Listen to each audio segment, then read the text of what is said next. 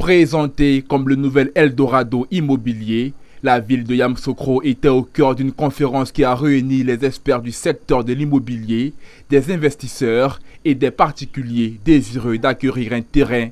Des professionnels sur la question ont présenté les opportunités qu'offre la capitale politique ivoirienne en matière de logement ainsi que son potentiel économique et touristique. Face aux nombreuses arnaques et difficultés connues dans le milieu, Yamoussoukro se veut être une zone qui offre encore plus de facilité et de fiabilité.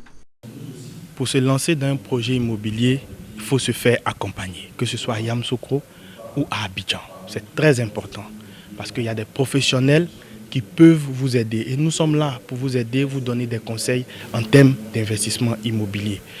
Mais retenez qu'à Abidjan, les différentes approbations sont données par des ministères.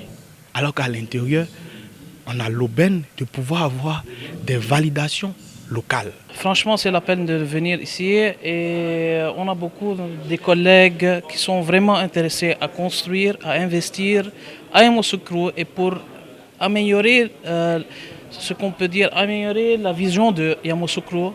Dénommée les rencontres de l'immobilier, cette plateforme est une initiative de Honoré Djarasouba, conseiller en immobilier, qui avec l'appui de son partenaire Lidwevi, souhaite offrir l'opportunité aux différents acteurs de la chaîne de valeur, notamment les agents immobiliers, promoteurs, aménageurs et assureurs, de pouvoir développer leurs activités, mais aussi offrir aux populations toutes les réponses sur les questions liées à l'immobilier en Côte d'Ivoire. Le constat, c'était de démocratiser l'information.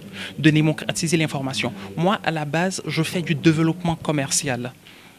Est-ce que vous voyez? Je fais du développement commercial. Et pour un développement commercial réussi, il faut du networking, il faut du réseau. Le réseau est primordial au-delà des compétences des uns et des autres. Donc, j'ai voulu ici réunir toutes ces personnes-là de sorte à ce qu'on puisse créer un écosystème favorable au développement des uns et des autres. Alors, là, nous sommes sur la 6e édition. Précédemment, nous avons eu à faire 5 autres éditions, bien entendu, qui traitaient notamment de l'assurance, de l'importance de l'assurance dans le domaine de l'immobilier et de la construction. Aujourd'hui, on voit des immeubles qui s'effondrent, on voit des problèmes par-ci, par-là. Pourtant, avec des assurances bien constituées, avec des assurances décennales, je pense que c'est comme ça qu'on appelle, il y a certains problèmes qu'on est en mesure d'éviter. Non, notre intérêt est, je dirais, double.